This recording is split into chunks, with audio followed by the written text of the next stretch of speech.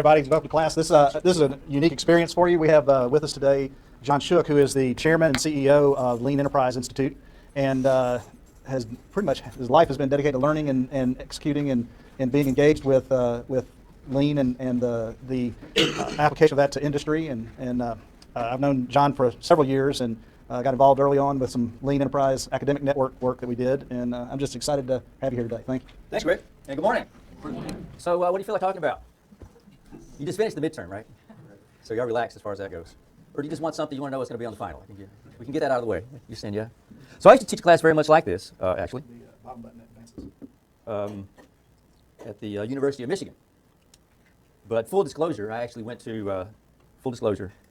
the early 1970s, I went to the University of Tennessee.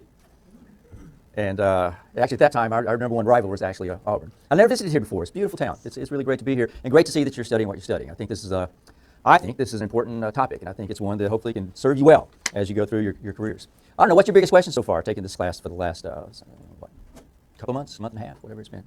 Anything? Nothing? Too early in the morning? All right. Let's see. Can you see that even? It's kind of washed out. You can see it okay? All right. So I'll just talk a little bit, and I guess you can stop me when you want. That did not work. So this should go okay like that. So I'm going to flash this slide up just for a minute to say that, let's see, I could talk about that all day, or even the whole 45 minutes we have left. I won't do that just yet, but we'll come back to it. So Lean WX, so you know UX, user experience. So there's a whole Lean UX. So Lean has been around now for a while, as you learn. And there's some kind of splinter or adjacent movements to go with it. There's Lean Startup. There's also one called Lean UX. So it's how you apply Lean principles and practices to the user experience. So designing apps and things like that. That's a pretty interesting crowd that I've gotten to know pretty well the last couple of years. And it's kind of through interacting with them that I came up with the idea that we should think about Lean WX. And if you think about a role for industrial engineering, you're all going to be industrial engineers, most of you. I mean industrial engineers used to and should again rule the world of business. And there was dark ages there where industrial engineers were kind of cast aside, but we're coming back. Because industrial engineering is where it all comes together, where the whole business really should come together. And where that really comes together, I think, is the way you design the work for people. And a lot of times we think of that in the world of ergonomics. Design work that's good for an individual to do it, but it's more than that. It's how you design that whole worker experience. And by worker, I really mean everybody doing work. And that's the person on an assembly line, but that's also the person designing the assembly line. That's the person that's ordering all the parts that are going to be used on the assembly line. It's everybody. So how we design those work experiences, I think, is key to success. And also, I think that's kind of what Lean is all about. So what you see here, you learn about this, but here's an assembly line. So why don't you tell me, actually, what do you see if you look at that little slide? It's not a test. This is just to start a conversation. So it looks like he's got a defect. What else do you see? Attack time's about 60 seconds. Thank you. That's right. So there's something happening now, but also before that, here's a guy that's got 60 seconds to do his job. What else do you see there? So that's something that was designed in. Okay, 60 seconds. What else? Have any idea what he does and how many things he can do in 60 seconds? You wouldn't necessarily know this, but on a job of this physical size, a car moving along, 60 seconds, a human can do about 10 or 15 things, depending on how much complexity is in it and how big the part is. About 10 or 15 things. So got 60 seconds to do 10 or 15 different things. So somebody's got to design all that. And you can design it poorly, or you can design it really well. And even if you design it really well, like you said, somebody's having a problem. So what else do you see? What else do you think about when you look at that? The workstation 3 is having some defect, that's why the supervisor sees the unknown light. So he's having a problem, a defect, and another thing you can see here, which is already pointed out, another thing you see is that supervisor or the team leader knows that, and is coming over to help. Okay. What else? It's all right. I'm not looking for one thing. What else do you see, though? The car's moving. I didn't see that earlier, but it's on a moving symbol as part of the design. The car is moving. And so actually, what else you can see is, he's got 60 seconds to do the job. You can also see that he's having this problem, he or she, at the 40-second mark. That's just something else you can see. What else? Yes, sir. Looks like he might be stopping the line. You can't know. How do you know that? You know that because you're taking this class. So that's interesting. So anybody else have another thought about that, about what's happening? Well, there's unknown levels, which we haven't been over. We've just been over green and red. So actually what happens here is it doesn't actually stop right away. Okay. It could. You could design it that way. And so what I kind of want you to take away is not just the fact that it doesn't stop there. That could be an exam question. But the fact that that's the way they thought through how to design it. That's what's important. So somebody thought through, how do we want to make this work? Both for the worker, but also to get the work done. So you can build product. It doesn't actually stop right away. So again, some of you may have read ahead, you haven't covered it in this class yet, but so do you know what is happening? Instead of it stopping right away, which it could. So he pulls the rope. There's a rope right there. Doesn't have to look for it. It's right there. Pulls it, and that lights up, on this signboard. That you don't need to learn a lot of Japanese words for this, but some of it did come from Japan. There are a few Japanese words, and there's one, andon. which just means a lighted signboard. That's all it means in Japanese. And it lights up 3, and that corresponds to his workstation number 3. So now there's somebody, a team leader, supervisor, that knows that worker number 3 is having a problem. Again, it looks real easy and simple, but that is a huge big deal, actually. That because there's going to be a couple of thousand workers out there. No, not there's going to be maybe 400 or so workers on this assembly line. And there's a way now to know if any one of them has a problem at any point in time. So that's actually a huge deal. But not only can you know that, there's so much more going on here. So this worker, going back to the 60 seconds and the 40 seconds and the 10 or 15 things. So this worker was able to know that, let's say she is having a problem. She's able to spot a problem. And you want to do, once she spotted a problem, which is to contain and notify. And you had to do that. She also knew what was going to happen next, which is somebody is going to come help within her job cycle. Now that sounds like, okay, well, why not? Why wouldn't you do it that way? But that is a huge deal. That's a radical difference from the way things used to be. It's actually a big difference between that and the way things are in most places today, although a lot of places have something like this. But I guess the point I want to make is there's a real detailed technical design here. Every one of those 10 or 15 things are detailed out exactly how many seconds it's going to take, and the worker can see along this 60 seconds where they are, how they're progressing. And in addition to that technical design, there's a social design here. So that the person is not just trained to do those 10 or 15 things perfectly. That's true. That's just part of it. They're also trained or educated to know how to spot when something goes wrong, how to spot a problem, how to identify a problem, and what to do with it. So each person is learning to be a problem solver, and they're learning to work with other people. So you have a social and technical design that's detailed out to the nth degree. And because they're coming to work on this problem together, it's going to be constantly changing. Because every time they fix a problem, they're going to try to fix it in a way that doesn't come back. And as they start getting good at that, then they're no longer just responding to problems. They're going to be looking for things that can be made better. So a lot of times we talk about continuous improvement and how, if humans are good and they're smart and just turn them loose and they can come up with better ideas. But that's kind of true. But when you're involved in something like this, doing 10 or 15 things every 60 seconds, you need to go further than that to really detail out the design. How do we want people to engage with the work that they're doing? So that's what we mean kind of by lean WX, design and work experience. So who's going to do that? It's going to be you in the future. So learning this really is important to help make the world a better place. So here's something I think maybe you talked about. I met a few of you yesterday afternoon, and a question like this came up, which is that I think it was Greg that said that there's a lot of companies out there that aren't successful with this. And that's certainly true. And I think one of the questions probably that you'll be thinking about by the end of this course more is, why is that? But a lot of this makes perfect common sense.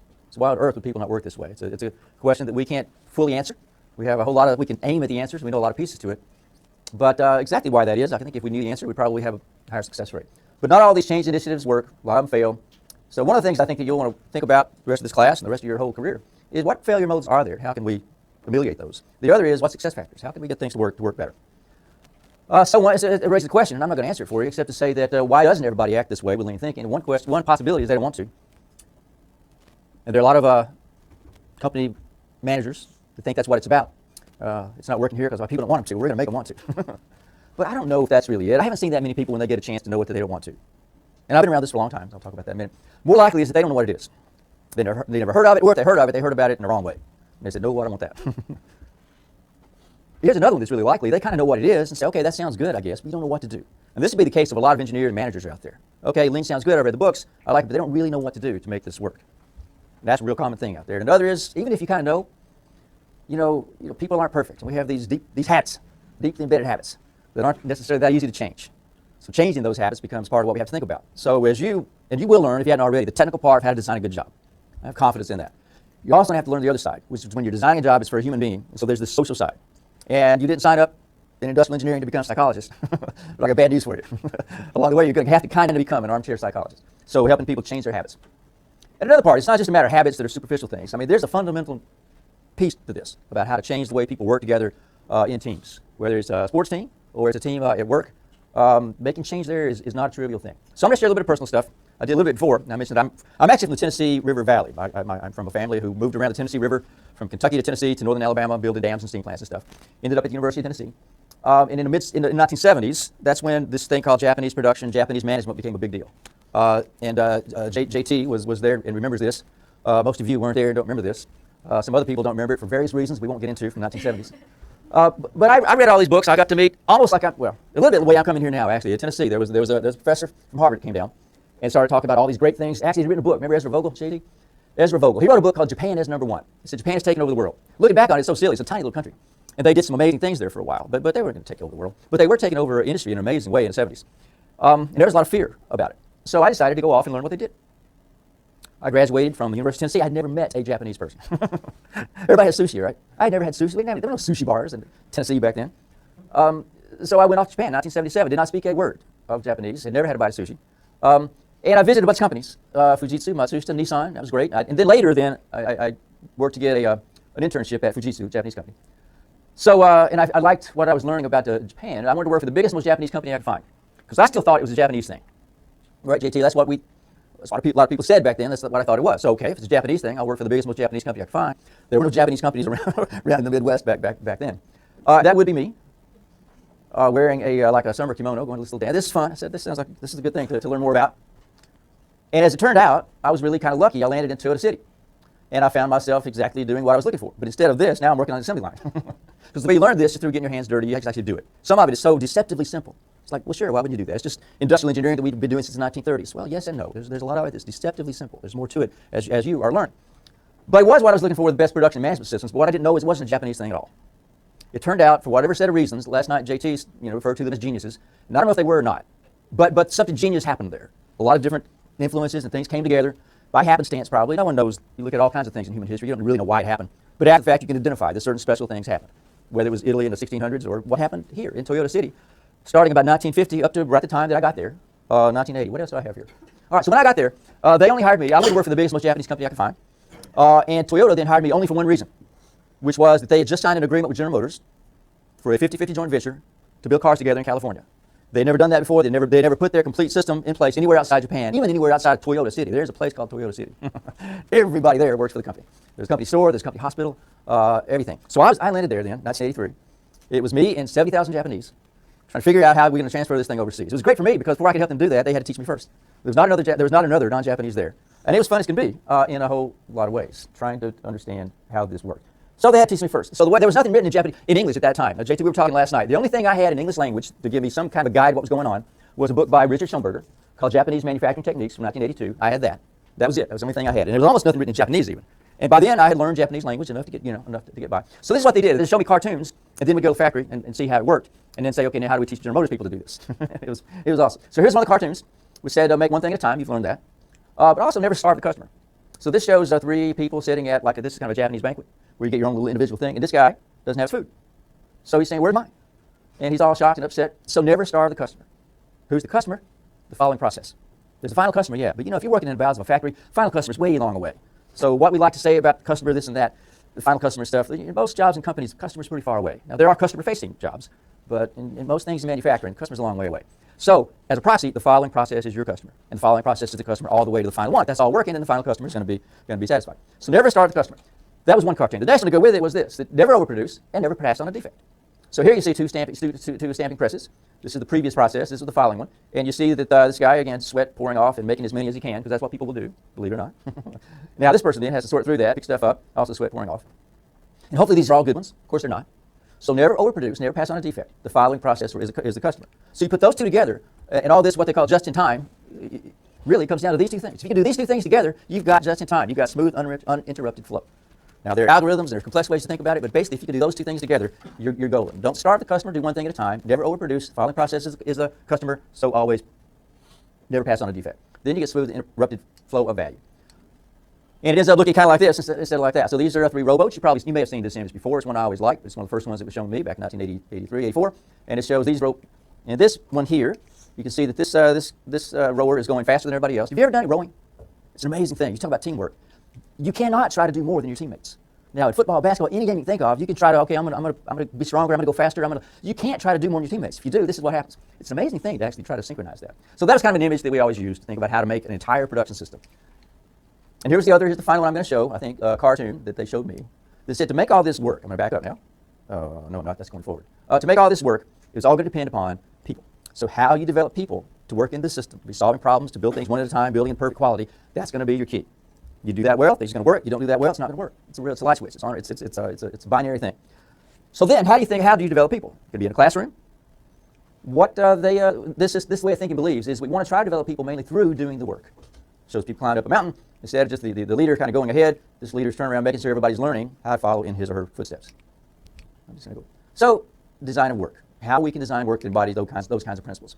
So that was a little bit about me, just only for your references. You think about your life ahead. You never know what's going to happen. But it's organizational change as well. So this is NUMMI, that factory in California, Fremont, California. Built its first car December 1984, its last April 2010. I happen to have been there both occasions. So let's think about what that example, which you may have read about. Have you read about this? You know about NUMMI? Yeah? All right, just a little backstory, I guess, to go along with it. I was there. So when General Motors, when Toyota signed that agreement with General Motors, so the Toyota family goes over, negotiates with the head of General Motors. Then the Toyota family goes back to Japan. They got this agreement. It's still, the ink's not dry. They plop it down on the desk of some middle managers and said, you have a new assignment. You're going to be building cars in California with General Motors, and guess what? With the UAW. And those managers in Toyota City looked at that and said, well, we don't know how to do this. We've never done it before. So one thing they did, they hired me. I happened to be knocking on the door at the same time, the right place at the right time. And then they started discovering a few things that they didn't know, including about where they were going to be building cars. And it was this factory. So that's the same one I showed you just a moment ago. But now you can see it's got the General Motors sign on it, same place.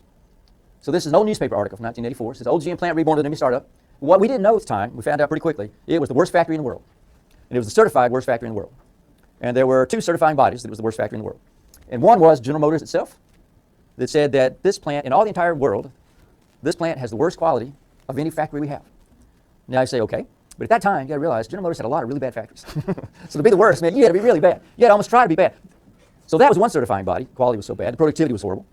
The other certifying body was the UAW itself, the union. The union said, these people are so bad, even we can't talk to them. They won't follow our rules, much less company rules. The union agreed that this was the worst factory in the entire, the worst workforce in the whole UAW system. And there they are. It was the worst people. And this is June 1984, and so this is the first group of workers, UAW members, who went to Toyota City, Japan to learn a different way of working. So everybody who was, anyway, hundreds of people ended up going to Toyota City to learn a new way of working. This is the very first group. I was there. I'm in that photo too. Who cares? So here's what happened. Here's the punchline, which is, there are a lot of lean turnaround stories, and you're reading them, and many of them essentially as dramatic. But this one was pretty cool because one thing is the point in time, and what it proved it's not just a Japanese thing, it can work anywhere. And at a point in time, again, that looks obvious now, but at that time it wasn't obvious. No one knew what would happen when you tried to work in this way in the U.S. We were sure it would work, but we didn't really know. But it didn't just get better in certain measures, not others. It went from the worst to the best in only 1 year with the exact same workforce. So this is another copy of an old newspaper article. And again, there's certified bodies that it went from the worst to the best. One is General Motors, who at the very first quality audit, this plant set a record for the very best quality score any GM plant had ever gotten. Amazing. General Motors had been the most successful industrial company in the world for 50 years. And this was the best quality score anyone had ever gotten. It went from their worst in terms of quality to quality as good as Toyota was getting, 100% equal to what Toyota was getting. And it had productivity better than any other factory they had. In only 1 year with the same workforce. So General Motors, now here, this tells some of the data. I won't bother you with that, except to say that another certifying body was MIT, because I didn't know at the time, I was there, but MIT was doing a study about Toyota and General Motors and NUMMI, and wrote it up in this book. How many of you read this book, The Machine That Changed the World? A few hands go up. So it was an influential book at its time. It came out in 1990, and it just laid out the whole case for why this is a better system. And it named it lean production. Before that, JT and others were working on this and calling it different things, and MIT gave it the name of lean. So that's the name we're stuck with today. And the other thing to note here is that Solidarity, this is the union's own newsletter, who say that UAW members like the changes at GM Toyota's new venture and want the good feelings to last. That's them saying this. So a complete technical change. Quality 100% equal to Toyota. Productivity close, the best in GM. The workforce could not be happier. The same workers who previously had sabotaged quality. Now, I think one of the things you have learned by now is this is all about it begins with building in quality. Building quality in station. Obvious, why would you not do that? Well, for a number of reasons. People thought you could just inspect in quality. So we have all kinds of ways of inspecting quality in that a lot of companies still rely on, as opposed to building it in station. So each worker becomes their own inspector. That's one thing. But this workforce would intentionally sabotage quality. A little sand in the gas tank on a bad day as the car was leaving, just because they were mad. Coke bottles inside the door panels. There was one day that in final inspection noticed that there was a bolt holding on a tie rod that was loose, about to fall off. Then they checked and realized that there were 200 vehicles in a row that they was all loose, about to fall off. The worker had intentionally loosened those. I mean, someone could die from that. But this was the work where there was gambling. There was a room in the factory that was locked, and management wasn't allowed inside. And you go inside, there was a whole casino. There was prostitution, there were drugs, amazing, amazing place. Same factory, same workforce. So they're now building in quality. It's just an amazing, amazing turnaround that happened. So we know that this can work.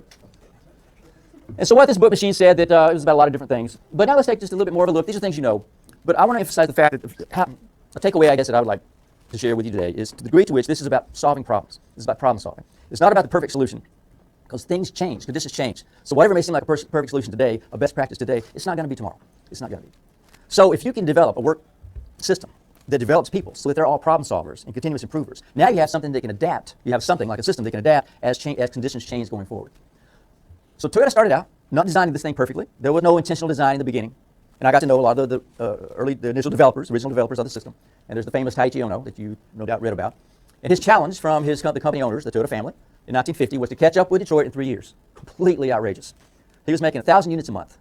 Poor quality, poor productivity, had bad labor management relations, by the way. There's nothing about Japanese that says they have great labor management relations. The labor management relations were horrible in Japan at that time. He had workforce going out on strike for various reasons. And then to catch up with Detroit in 3 years, completely preposterous to be able to do that. So he had learned to make cars, as the other Japanese had, by kind of copying Detroit. But to be able to catch up with them in his conditions, making 1,000 units per month with a small market, no money, no raw materials, everything's imported from outside, he had to do things differently. So what he did was, again, by studying Ford, what Ford had done, his problem to solve back a little over 100 years ago, was to create production flow to be able to answer limitless demand. As he developed the Model T in 1907, he couldn't make enough of them. That forced him to come up to develop the assembly line a few years later, which he put in place 1913, 1914. That was his answer to the problem that he had. Now, when he did that, that was great. But the old saying that you've heard, there's no product variety, zero. Zero. Everyone is exactly the same. And Henry Ford thought that was great. There's no reason to have variation. If it's a perfect car, why should there be any kind of options? So as they famously said, any color you want as long as it's black, which was true for a while, until General Motors came along, messed it all up. Said that we wanted to provide variety to the motoring public. So a car for every pocketbook. So Cadillacs and Buicks and Chevrolets and Oldsmobiles and Pontiacs and others at different price levels, different option levels, like different colors. You could get all these different. And General Motors then, with all this variety, started cleaning Ford's clock. Didn't work. But in the meantime, General Motors and everybody else was still producing vehicles the same way that Ford taught them. And that's what resulted in the mass production problems then that plagued industry for decades. You're using a production system that was based upon no product variety, put variety in it, and nothing worked. So it ended up gumming up factory after factory, production system after production system around the world, until Ono came along with that's what he solved. So his production lines were a way then to create flow while providing variety. So this Andon light, that's one of the very first ones, and then cars of different colors, different option content. That really began, again, about 1950. And now this is spread, by the way, this is just a list for those of you who you don't know probably exactly what industry you may go into. Cars is one, healthcare is another. So lean in healthcare is a huge movement that began about 10 years ago. These are all hospitals that I know of that have a lean initiative going on in healthcare, doing the same kinds of things. But back to this question, how do you get companies to change? How do you get them to adopt this? Even so much of it just makes obvious sense. And again, we don't know exactly, but there's some things we do know. This is a newspaper, Detroit Free Press. I ended up living in Detroit for 20 years. It's a great place in its own way. This is 2006. You can recognize it's kind of that kind of labels it at a certain point in time as well, right? But GM, the turnaround is working. So it was 3 years later that General Motors went bankrupt. The turnaround wasn't working for various reasons. And General Motors had learned how to do lean manufacturing in a narrow sense. In a narrow sense. You go to a good General Motors factory, it's basically as good as a Toyota factory, the way it's technically laid out. Now, but, as I mentioned earlier, this is a social and technical system. So how you engage people in it at all levels is going to be a key to make it work. So we think lean means aligning the processes people work in, the people and how they work the process, and how you align that to the purpose of the company, which is to create value, okay? So if you think of any kind of system this way, you have people and you have process, right?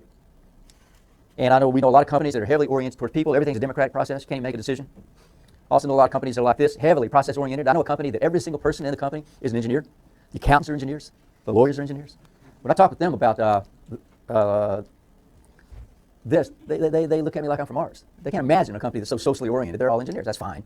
But here's the thing. We need to somehow employ the art and craft of science, and that's what you're learning here. And in science, though, what you'll find will give you a good technical answer. What should the takt time here be? How many workers do we need as a result of that? Okay, how do we design the parts so that they'll fit perfectly? It turns out, maybe the bad news for some of you, being technically right is only half the battle. Only half the battle. The other part is how you get people engaged in that. So that then becomes a lot of the challenge that I can almost guarantee you're going to end up having to deal with as you get out in the world. So it's an interlocking management system. So I'm going to go on a little bit more about NUMMI. I want to get to a little animation to show you here in a minute. So here's some lessons from NUMMI. That in addition to all those technical details, somehow we're going to have to establish mutual trust so that people will trust that it's going to be good for me to do this work this way. What we used to say at NUMMI and still say now is no problem is problem, which is beautiful Japanese English. What it means is there's a problem out there all the time. So you have a choice. You can either elevate that problem so you can see it and deal with it, or not. Just assume that every worker is having a problem all the time. And you may occasionally be wrong, they're not, but assume they are and then develop something that'll deal with it. A couple more interesting ones. Lead as if you have no power, and before you build cars, build people. Now I'm going to jump to something here and then go back, okay? Well, let's go here. So this is me working on an assembly line, Toyota 1984. This is in Toyota's plant in Tupelo, Mississippi, 100 years later. It looks almost the same. It's amazing how it looks almost the same. There's some differences, for sure. In this case, the door's off. Let's see if I go there.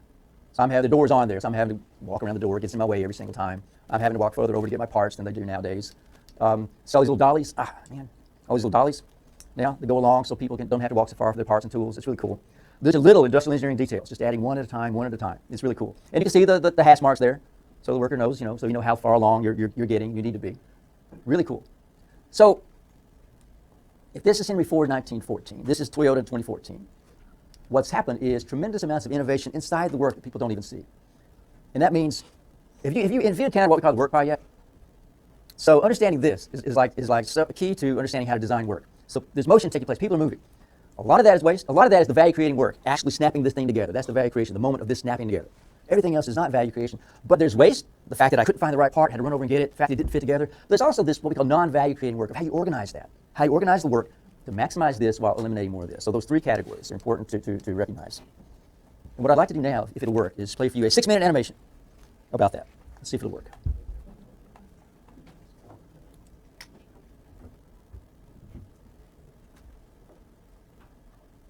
So what you see here are two photographs, one taken in 1914, the other in 2014. One is of Henry Ford's first assembly line in Detroit, Michigan, taken in 1914, which is when he invented the assembly line. The other is 100 years later at a Toyota assembly line. Now what's remarkable to me as I look at those is how amazingly alike they are. In a way, it's almost the same. If you were to walk by, kind of a drive-by, it's almost the same. What Henry was doing 100 years ago is what Toyota is doing now, which is you take a coil of steel and you stamp it, and then you weld those stamp pieces together into the shape of a shell of a body. Then you paint it, and then you stuff it full of stuff. And to make one car takes somewhere between 10,000 and 30,000 parts, depending on how you count them. And it takes about 1 minute to make a car. And that was true 100 years ago, and it's with Henry Ford, and it's true today with Toyota. Pretty amazing. And if it takes 1 minute to make a car, that means one person is doing about 1 minute's worth of work every 60 seconds. And in 60 seconds, a person is doing maybe 10 or 15 different things. By different things, I mean they're going to walk over and pick up a certain part, component, and perhaps a certain tool, and they're going to attach it to the car. That also is exactly the same way today as it was 100 years ago. But if you look more closely, what you can find is there has been 100 years of innovation inside the work. So Henry Ford did an amazing innovation 100 years ago to come up with the assembly line. And then cars, the products themselves have changed dramatically in that time. But also inside the work, there's been tremendous innovation. And that is what we have to thank lean thinking and practice for. So this illustration shows what's going on inside an assembly line today as developed by Toyota and now copied by all the other manufacturers in the industry and many other industries as well. So not all of us work on an assembly line, and we all have that image in mind of Charlie Chaplin working and being worked by the assembly line, or maybe Lucy with the chocolates on the assembly line that she worked on. But what's happening in this assembly line, if the individual is working on a car, and as you can see, they have about 60 seconds to do the job. You can see where it says beginning of the work, and you can see where it says the end, and that's about 60 seconds. You can also see that the person is working on the back of this car, and you can tell that they're having a problem. You can tell that by the furrowed brow, and that's about at the 40-second mark. So that's interesting already. And that's a big difference already between what's happening on a Toyota or a lean assembly line today versus what Henry Ford gave us 100 years ago. Henry said, what I want of you workers is your hands, not your heads. And I want you to keep working. The assembly line never stops. In this case, the worker sees that they have a problem, and they were able to actually detect the problem, and now they know what to do, which is reach up overhead and pull a cord. They don't have to look for the cord is right there. And then the worker also knows what's going to happen next, which is someone is going to come help to determine what to do about this problem that's occurred, and they're going to provide that help at the end of the job cycle. That's an amazing thing. You're going to have hundreds of workers on this assembly line. Each of them may be having a problem at any given moment, and now they're able to signal whenever they have a problem. They're able to make sure that the problem they've occurred, perhaps it's a defect, will not escape their zone, never pass on a defect. So what I've done now is I've asked each worker to be an inspector. I've asked each worker not just to do the work I've given them as a mindless robot, but to look for things gone wrong. So when I give that 10 or 15 things for the worker to do, their standardized work, I'm asking them not just to do it over and over and keep the line running. I'm asking them to find things gone wrong and look for improvements. So this worker now is engaging their mind and finding things and exercising their human creativity, the talents to be able to make improvements. And I didn't just passively ask the person to do that. I'm giving them the skills. I'm giving them a job that is user-friendly to begin with, so they can do the job successfully most of the time, and they know how to spot a problem. They know how to spot a problem, which is anything that gets in the way of them successfully doing their work in 60 seconds. And they know exactly what to do once they found a problem, which is to signal that a problem is there, to contain and notify. And they know what's going to happen next, which is someone is going to come and help decide what to do. Is this a problem that we need to deal with right now? What is going on? Shall we stop the line? And in fact, if they don't solve the problem between that 40-second mark and the 60-second mark, the line will actually stop. So what Toyota did is turn on its head the roles and responsibilities that Henry had put in place. Henry Ford said to the production workers, you just build, you just guarantee the quantity, never let the production line stop. Someone at the end who's smarter than you and more well paid than you are, they will look and fix anything that's gone wrong, or they may just decide to ship it anyway. What lean thinking says is I want you, everyone doing production work, to own the quality. Make sure that every single job you do is done perfectly. You now own the quality that's going to go to the customer, which is the following process in addition to the final customer. So in that way, I want to engage your hearts and minds in building perfect quality and making continuous improvements. So on the surface, 1914 to 2014 looks almost the same. Underneath it is endless, continuous innovations to the work. And it's this innovation to the work that makes things better for everyone involved. Makes things better for the worker, makes things better for the company, it makes things better for the final customer as well. That's what lean thinking in practice is all about, and that's why we like to start with the work to make better work for the people who do it. So that's available on YouTube. And just never forget, industrial engineering rules. So thank you. I think time is up. Thanks a lot.